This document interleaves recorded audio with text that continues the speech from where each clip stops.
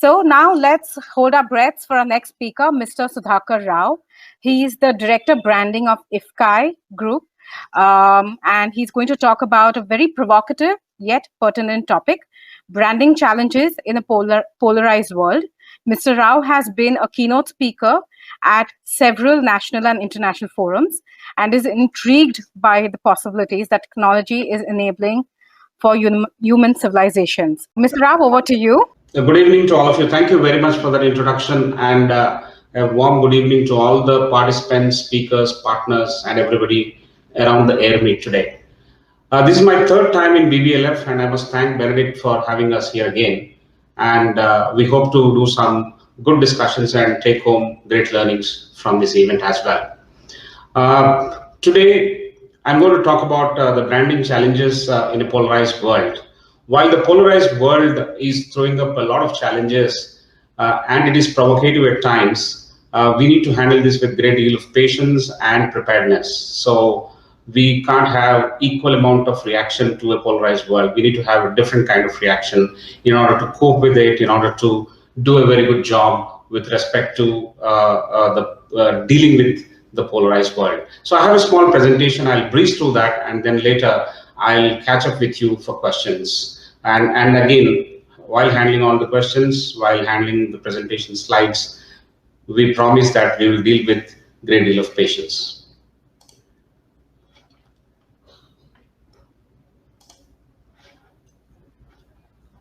Hope I'm visible there. Can you hear me? I can hear you, sir, but I can't see your screen. I can hear you and you're visible, but your screen sharing, I'm not sure is on yet. Okay, we'll correct that.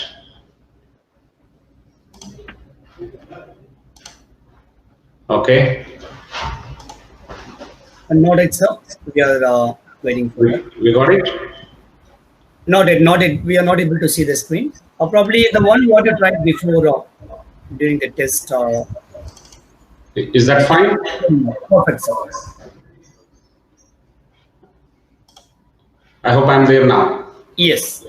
Okay, great. This is what we are going to talk about, and as we grow, as we learn, and as we experience and seek a lot of exposure, it is natural that there are biases of knowledge and biases of experience.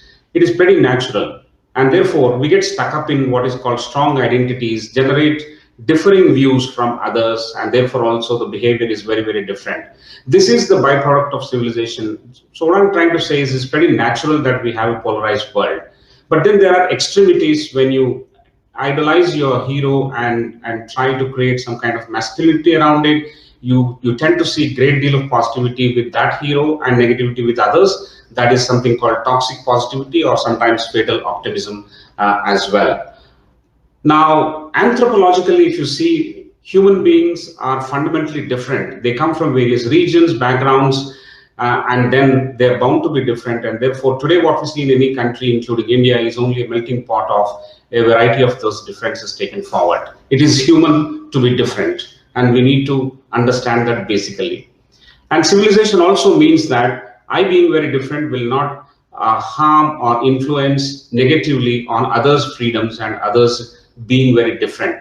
So the genesis of law takes its birth from this understanding that we all have to have our own order drawn from this kind of chaos. And therefore, we need to believe in that people are fundamentally different from different religion, different region, different nation, different caste, language, so on and so forth. Now, compounded with this, we have the proliferation of internet, where we are getting connected on social media. We have usage of smartphones that is going up pretty smartly, and then we have a lot of people sharing and liking or disliking others' thought processes. There is an overcrowded world of thought processes, and sometimes, and naturally, there is an encroachment into the thought process that is happening. But then the other end of it is, you can dislike, you can probably differ, but if you have an agenda to attack someone, like there are coordinated bot attacks, they are basically the folks which we call them troll factories. There are trolls. Trolls are different from having different opinion. That's the fundamental point here. There are no fault lines according to me. As I said just now, human beings are evolving, they are growing, and they carve out a different way of living, and therefore they seem to be different. That is a mutation in the evolutionary process, but it's not a fault line. It is our propensity to mingle as we come from different region or different school of thought or different school itself. We tend to mingle with others who come from various other varied backgrounds. But assuming that politically, we don't want these differences and we throw out, tomorrow, you and I, when we meet, coming from different streets, also start finding differences, saying that street number 1 guy should not have any friendship with street number 2 guy, so on and so forth. It doesn't end anywhere. So differences have to be assimilated and we need to coexist. Well, trolls on the other hand, differences is fine, but trolls, as I said, they are extreme and probably they search for negatives in everything that is commented, everything that is talked about. Something like this. We need to always look and analyze deeper into what kind of trolls are and unveil the face behind that particular troll factory. Apparently, we understand that there were about 85,000 fake social media accounts that were created during the recent case when we all were completely seized on TV and digital media about the Sushant Singh Rajput, the case of suicide or death, as is being alleged. But if 85,000 fake social media accounts can be created, they can influence anyone either way. So we need to actually dig deeper and analyze those trolls and see what is the dirty, demonic face behind.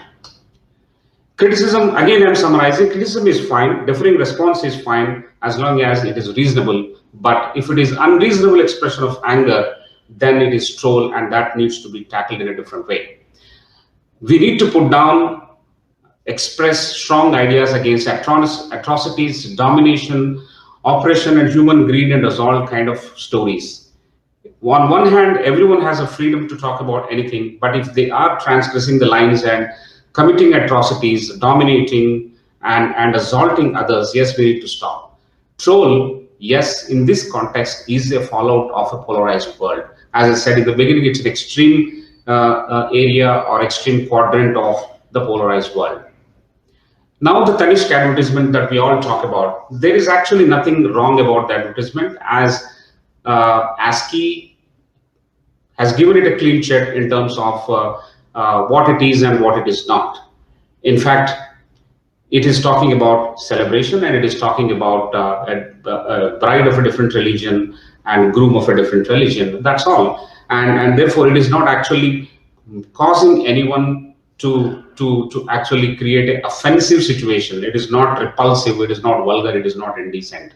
It is a simple ad, and therefore the reaction to it was falling in the area of troll, and it was unreasonable in my view. I didn't see any love jihad here. We are only talking about an area where there is a reason for happiness to someone and someone is celebrating, and therefore that was shown in the advertisement. It celebrates coming together of the people from different walks of life, and it's, some people say the timing is of the advertisement is bad, they have not done proper analysis. All that I do not believe. I only believe that the brands which come up with this kind of purpose-led advertisements or a cause that they stand by, I think they should stay the course and be seen as someone who are really meaning that their purpose that they stand for. Even in this case, this is supported by the Constitution of India. It is completely legal. As I said earlier, that we have drawn order from chaos. The genesis of law has come from this, and therefore when there are different religions, people from different castes and different backgrounds are all living in a country, they fall in love, they get married, and therefore that has to be sanctified and that has to be endorsed. So the Constitution of India does it, and therefore nothing illegal about it as well. Now, there's a survey done by Brands in Motion last year, and the respondents feel that about 74 of them want their brands to take a stand on the issues that matter to them. This is a very important statistic that we need to go by. what is the expectation of our consumers and what do they expect of various brands. Brands are basically living beings, and brands also have to have space in our minds and hearts, and their opinions are important and symbiotic with respect to those who are non-brands. Therefore, the people who are followers of the brands say that brands need to stand for the issues that matter to them. What it means is they need to find their purpose and lead with it. Mutual respect has to be reinforced, and look at the local actions and create global impact. And that's what is the greater expectation by the respondents and followers of these brands. And 83% of them believe that brands are capable of providing stability in a relatively unstable, volatile world that we are facing and grappling with every day. This is another expectation from the same study. What it means is that brands should play a greater role in providing which are not given by the traditional sources. That's what is expected of them. Across various geographies and generations and genders, they would like to expect some stability through various brands of various categories and segments in this world. Now, woke is something which awakens your conscience, and some of these things are done by the brands.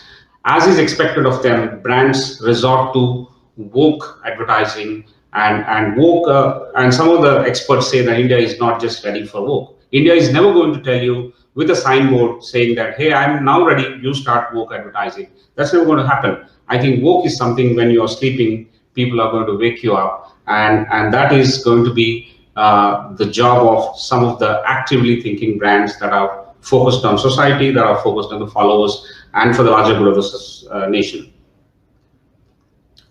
When Apple started its advertising, everybody thought that it is anti-communist, but then it did break some ground rules and it caught a lot of attention. We all know the United Colors of Benetton advertising. Very, very different. Very recently, back home, we have seen our Rang Lai Sang advertisement from HUL. And of course, there was a lot of negativity in terms of trolling with respect to this ad. And they stood their ground. They did not withdraw this advertisement, and it went through. But that showed that HUL actually was quite keen on having to be seen as being behind this purpose, and they really meant it. Brands which are not just displaying advertisements about various themes, but brands that on the ground also support those causes. For example, if your brand is creating a lot of hygiene factor where germ infection is eradicated, then they are also working on the ground in rural areas, suburban areas, and even urban areas to actually undertake a lot of activities that build a hygiene, that build health for kids. So it's not just on air, it is also on the ground that they continue their purpose, and therefore they are 360 degrees in their appeal. Brands always look for those not just black and white plots, but they also look for the gray areas, and that's where I think creative plots are made, and they graze on those gray avenues in order to communicate their brand purposes, and there's nothing wrong with this. And therefore, they should be allowed to do it as long as they don't hurt others in the sense that they don't impinge on others' rights.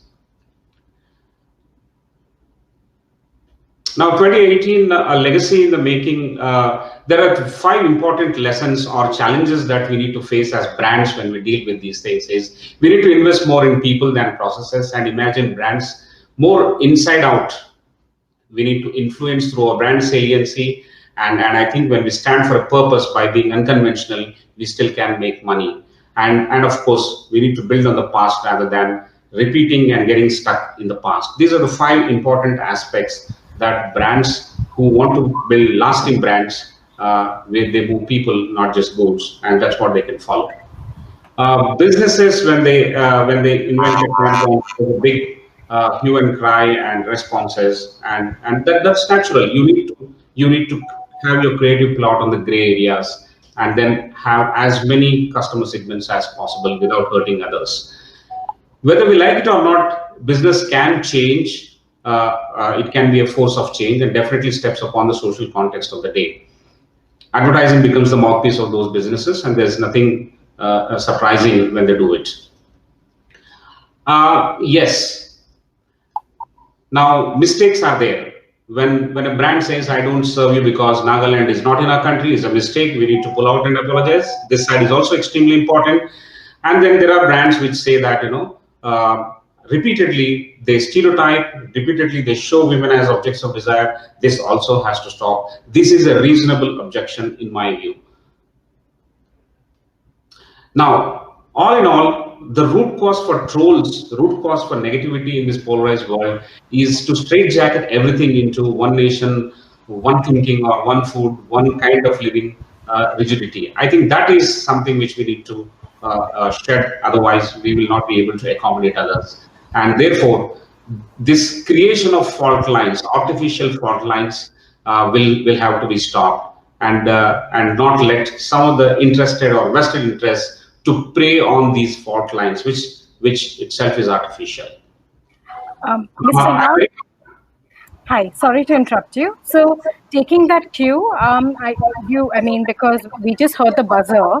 So taking that cue, can we conclude on the note of how to tackle that kind of situation? Yes, I think we as a brand, because you've spoken about a range of brands. Yes. So how are they tackling it? How can they tackle it? And then your concluding remarks on that? Yes, I think believe in something. I go by this dictum that believe in something even if it means sacrificing everything, like Nike has done it. Otherwise, don't even step into that. Now, if you have chosen to do it very nicely. Even if there is an erosion of your stock value temporarily, you will regain it after some time. Therefore, you need to stay your purpose. That is what I would advise brands to do that. Otherwise, just not get into it. And in fact, brands are tools for us to put spine into the societies, and therefore use those opportunities very well and stand for the purposes that you believe in with great conviction.